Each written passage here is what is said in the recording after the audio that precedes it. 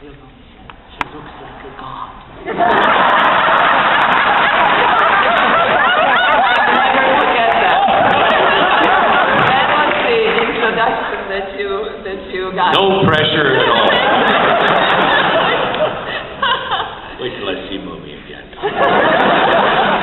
It was, what a wonderful gift that was for me, especially, for the whole show, but for me. It was just wonderful. Well, likewise, believe me, wow.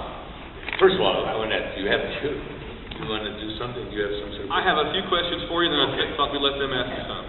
Because we could just start going. That's why I only brought a few. I figure you let the audience ask whatever they want to. But first, I do want to start with Mira, because you were on the show first, and you were on there from the beginning to the end, pretty much. Oh, yeah. And what kind of perspective do you have looking back on the whole show and everything that it accomplished, having seen the entire span of it? I mean, now, looking at it from 100 years. 100 years. I see that actually Babylon 5, I'm not knowledgeable incredibly about how the business works and what's happening in popular culture, but it seems to me that Babylon 5 was ahead of its time. That it was a show that if it had happened nowadays would have been so much bigger and so much more mainstream than what it used to be in those times.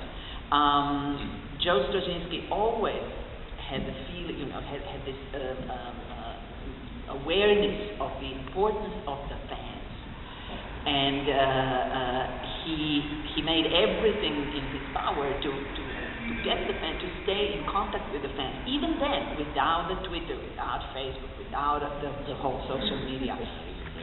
It's amazing, and for us as actors, Babylon 5 didn't play the role of what did you say once? Be careful this quote. Launching pad. Because it always stayed, in those times, it was considered to be a genre show, and genre was never accepted into the mainstream. Now, with Avatar and so on and so forth, Tron, it became the hugest thing ever, I'm a little bit sad because of the timing of our show, but that's how it was. Yeah, I also, if I might chime in there, I think that there's a certain wonderful uniqueness about that, because it really is 90s TV. Science fiction on television now, to me, is almost non-existent. We are not in outer space anymore. We're not on the frontier anymore. With far too many zombies and vampires. I will rail against this and everything. I am so tired of this genre. Thank God. No, but here's the problem. If Babylon 5 was being done now, these network heads, the people that stayed out of our way and stayed out of Joe's way back then, thank God. I think they had one note in 5 years. I think that's one note, something about a color of something. I don't know what it was.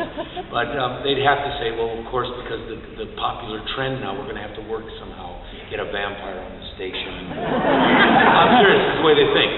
They have no idea about good science fiction. And that was truly science fiction. I guess there are examples. I may be painting too broad a brush here, but I think there are some good shows, yes. But I'm just getting vampired out. I think, and zombied out. There's not much anything more you can do. Walking Dead is a wonderful show, but it's not about the zombies. It's about the people. The zombies are sort of a metaphor. It's sort of the danger that's out there, but it's about the characters. So was Babylon 5. It was a character-driven show. We didn't get into a lot of hard science. But when Joe wanted to, he could do it. And he could stand toe-to-toe with anybody at NASA, at any physicist, at MIT, whatever, because he's that smart and innovative. But it was television then. I kept, if you'll remember, I kept trying to tell everybody, my God, TV Guide wants to put us on the cover.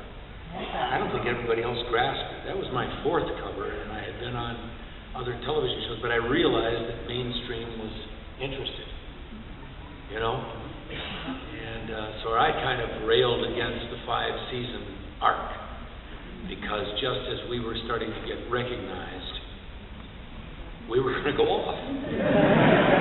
And as it was,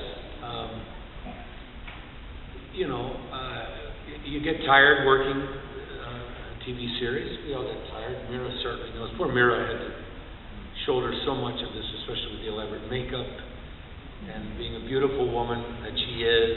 She was, I'm sure, very frustrated, and I know she was very much having to wear the Delenn thing, but nobody wore it better. There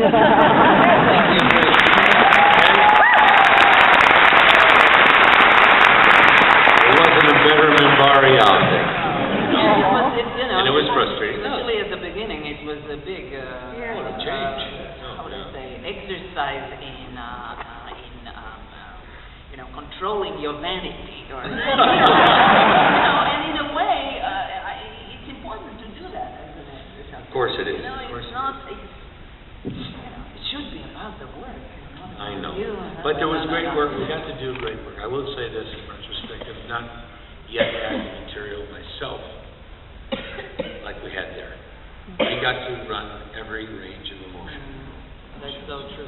And we had wonderful guest stars. We had wonderful cast members who I kind of like to take a little moment just to think about them for a minute.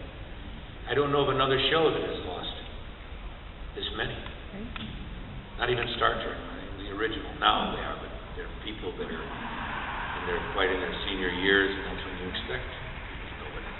We lost these men far too early in life. I have nothing but fond memories of them. And, you know, I mean, God, I just hope there's the curse of Babylon 5. But I guarantee you these two will defy that curse to the end.